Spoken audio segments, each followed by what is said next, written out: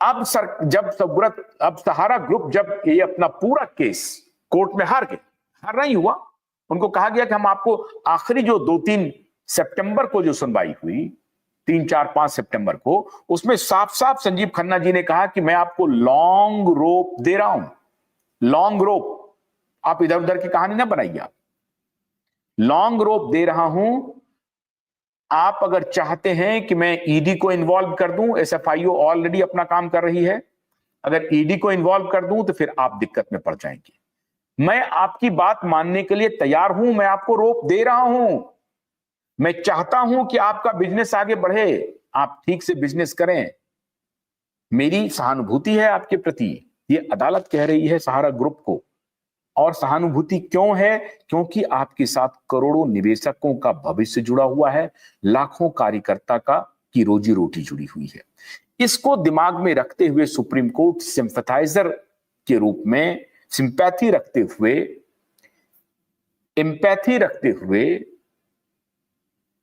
सहारा परिवार को कहा कि मैं आपको लॉन्ग रोप दे रहा हूं, आप जो भी पैसा है उसको जमा कर दीजिए, जो 10,000 करोड़ रुपया है वो भी हमें जमा कीजिए, हमने अब भुगतान का तरीका बना लिया है। मतलब सुप्रीम कोर्ट के निर्देशन में मान लीजिए अगर पोर्टल बनी है, पोर्टल की जो भी खामियां हैं उसके ऊपर काम होना अलग विषय है, लेकिन पैसे लौटाने की प्रक्रिया शुरू है, वक्त को कम करने की बात हो रही है कि ये 1-2 साल में, 5 साल में, 10 साल में, 20 साल में, या इसको अविलंब किया जाए तो कैसे किया जाए, इस सारी प्रक्रिया पर बैठ के बात हो सकती है। पहले पैसा आप ले आएंगे, जो पैसा आपने लोगों से लिया है।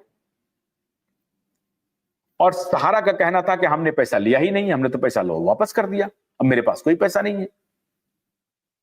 कोर्ट ने यह बात नहीं मानी और आखिरी जो वर्डिक्ट था सितंबर 3-4-5 का, उसमें कहा कि nothing doing, you have to submit 10,000 crore rupees, left 10,000 crore rupees, and then we shall give you the opportunity, and then we shall think that what should be done.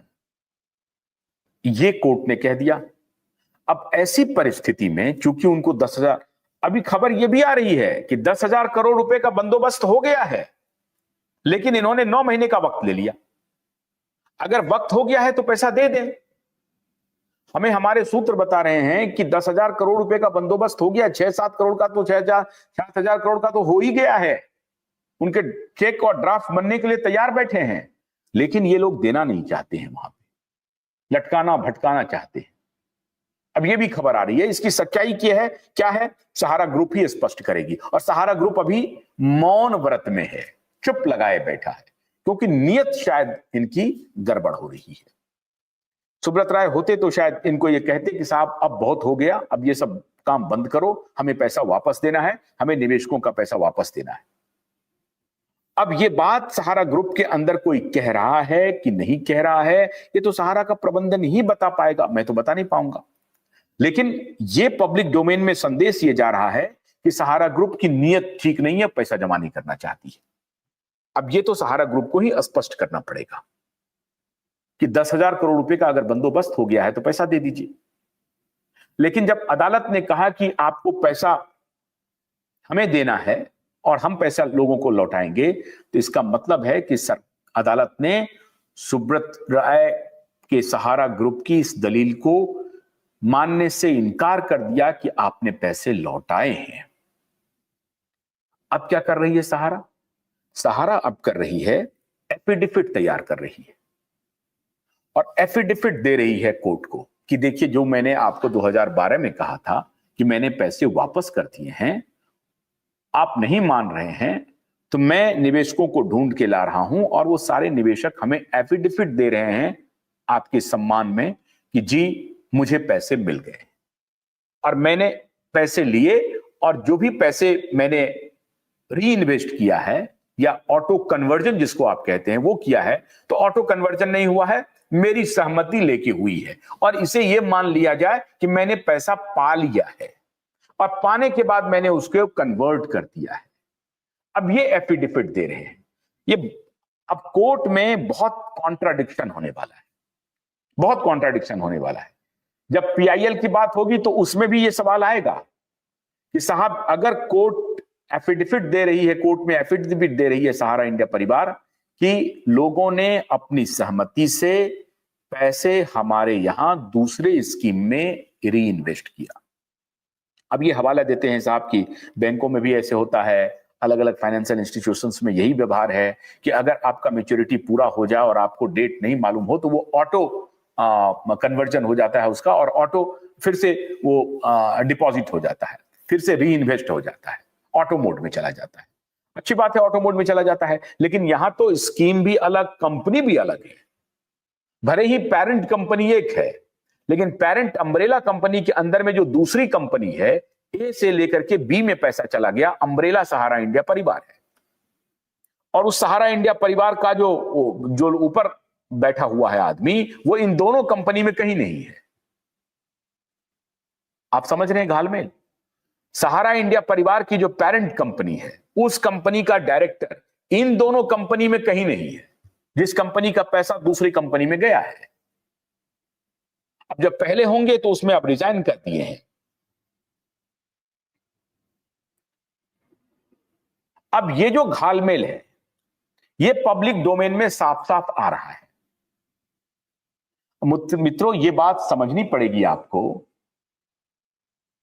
कि अदालत में जब ये दलील देंगे कि देखिए साहब, ये एफिडेविट इनकी सहमति से हमने ये री इन्वेस्ट किया है, और जिसको ये लोग कन्वर्जन कह रहे हैं, तो उधर से दूसरी दलील आएगी कि साहब देखिए हमको जबरदस्ती, वहां भी एफिडेविट आ जाएगा। तो फिर क्या करेंगे ये? तो फिर ये कहेंगे कि वेस्टेड इंटरेस्ट आ गए। आप वो काम क्यों कर रहे हैं जिसमें बार बार आप फंसेंगे? आप क्यों नहीं कह रहे हैं कि जिसे आप ऑटो कन्वर्जन कह रहे हैं, या जिसे आप ये कह रहे हैं ये मुझसे गलती हो गई, अब आप इसका रास्ता निकालिए। आप प्लीड गिल्टी का ऑप्शन क्यों नहीं तलाश रहे हैं? क्यों नहीं तलाश रहे हैं? आपके सहारा श्री गुजर चुके हैं यही लड़ाई लड़ते लड़ते, और अब आप चाहते हैं उलझाने। अभी दिक्कत मित्रों ये है कि ग्रुप के अंदर ऐसे लोगों की बाढ़ आ गई है अभी, जो बहुत सारे धूर्त लोग हैं, बहुत धूर्त लोग हैं। और वो धूर्त लोग अपना उल्लू सीधा करने के लिए, उनको न निवेशक से मतलब है, न उस कंपनी से मतलब है, न कंपनी को वो चलाना चाहते हैं। जो कुछ लोग हैं, मुट्ठी भर कुछ अच्छे लोग भी हैं, जो कंपनी को खड़ा करना चाहता है, कंपनी को खड़ा चलाना चाहते हैं, वो लोगों को ये जो धूर्त लोग हैं वो गुमराह कर रहे हैं। वो उनको एक टैक्टिक्स दे रहे हैं कि अदालत में आप क्या करिए कि कुछ 1000 करोड़ रुपया खर्चा कर दीजिए और इसको डेट को लिंगर ऑन करते जाइए। पोर्टल का जैसे सरकार ने डेट ले लिया 31 दिसंबर 2025 का, उसी तरीके से हमको कोर्ट भी कुछ लॉन्ग रोप देता रहे। 9 महीने का दे ही दिया है, 9 महीने में हमें 10,000 करोड़ रुपए देने हैं, और फिर 10,000 करोड़ आएगा, उसका क्या होगा। तो इस तरीके से हमें रास्ता मिलता चला जाए। लेकिन इनको यह मालूम नहीं है कि जिस तरह से निवेशक अब फ्रंट फुट पे आ चुके हैं और अदालत में हैं, पीआईएल को रिजेक्ट नहीं कर सकती है अदालत। करोड़ों का भविष्य इससे जुड़ा हुआ है। पीआईएल को सुनना पड़ेगा अदालत को, और पीआईएल अगर लिस्ट हो गई है तो अदालत सिंपैथेटिकली सुनेगी। सुनना पड़ेगा अदालत को कि ये क्या कह रहे हैं पीआईएल में, कौन लोग हैं पीआईएल में। और जब उनको पता चलेगा कि पीआईएल में वो थके हारे, टूटे, लुटे पिटे, दीनहीन निवेशक हैं खड़े, तो अदालत क्या कहेगी? वहां कोई एजेंडाधारी पीआईएल नहीं गया है, वहां कोई एजेंडा लेफ्ट लिबरल का कोई एजेंडाधारी पीआईएल नहीं गया है जिस पीआईएल को उठा के फेंक देंगे आप। सहारा सेबी के केस को आपने 12 साल 14 साल तक लिंगर ऑन किया और अभी भी चला रहे हैं, वो आपका प्रेरोगेटिव है, अदालत का प्रेरोगेटिव है, चलाएं।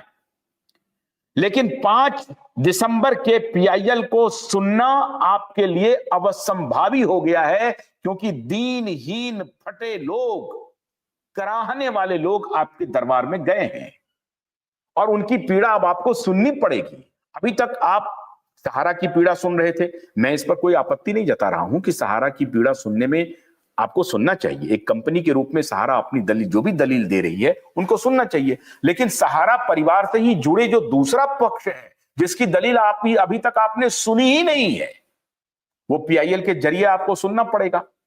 और पीआईएल में ये बात सामने आएगी कि जो एफिडेविट दिया जा रहा है, तो ये दूसरा एफिडेविट ये है कि साहब हमें कहा गया, हमें डराया गया, हमें धमकाया गया, वो भी आएगा। तो फिर दोनों क्रॉस चेक होंगे। तब फिर आप क्या करेंगे? आप साफ साफ कहिए साहब कि हाँ, ये बात भी सही है कि कुछ लोगों ने अपने मन से जो एफिडेविट दिया है वो भी सही है, और ये भी सही है कि कहीं ना कहीं पर कुछ लोगों ने, हमारे कुछ लोगों ने अपने कमीशन या किसी और कारण से लोगों को धमकाया, या हो सकता है हमारे उच्च पदस्थ प्रबंधन ने भी इस तरह की गलती की। ये गलतियां हुई हैं मिलॉर्ड। आप साफ साफ दो टूक शब्दों में जो सत्य है उसे अदालत में स्वीकार कर लीजिए, रास्ता खुल जाएगा। आप असत्य का जब तक रास्ता पकड़े रहेंगे, आपको रास्ता नहीं मिलेगा, और आप वन आफ्टर अनदर एक विशियस सर्किल में फंसते चले जाएंगे, और इसकी कीमत कंपनी को चुकानी पड़ेगी। किस रूप में? तबाही के रूप में, बर्बादी के रूप में। जो लोग आज सोच रहे हैं कि मैं निकल जाऊंगा, नहीं निकलेंगे, नहीं निकलेंगे। आप एक बात मान के चलिए, इस कंपनी का कोई भी व्यक्ति अगर ये सोच रहा है कि मैं वारे न्यारे करके 2, 4, 5, 10 करोड़, 50 करोड़, 100 करोड़ अपना बना करके निकल जाऊंगा, नहीं निकल पाएंगे। आप बिल्कुल नहीं निकल पाएंगे, क्योंकि निवेशक उस रास्ते पर चढ़ चुका है, जिस रास्ते से जिस हाईवे पे चढ़ा है निवेशक, वो अपनी गाड़ी को अब डिरेल नहीं करेगा, वो हाईवे पर रहेगा बना हुआ और लक्ष्य तक पहुंचेगा।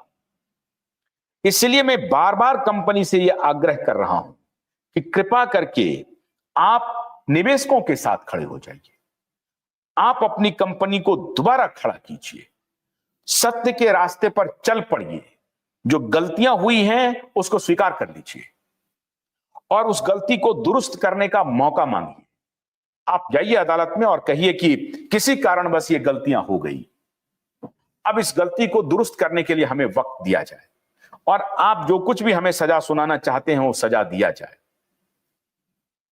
और इस पे हो सकता है कि अदालत स्वीकार करे कि आपको कुछ फाइन करे, कुछ ये करे, वो फाइन भर करके आपको कोई फांसी नहीं चढ़ा देगा अदालत आपको कहेगी कि आप ये सब काम कीजिए, आपको इस रास्ते पर चलना पड़ेगा। इतना करने में क्या जाता है? निवेशक तो कहीं गलत नहीं है, निवेशक ने आपको एफिडेविट भी दिया है बना करके। जब जब आपने निवेशक को कहा है कि हमें मदद कीजिए, वो मदद करता रहा है। तो निवेशक के पर्सपेक्टिव से समझिए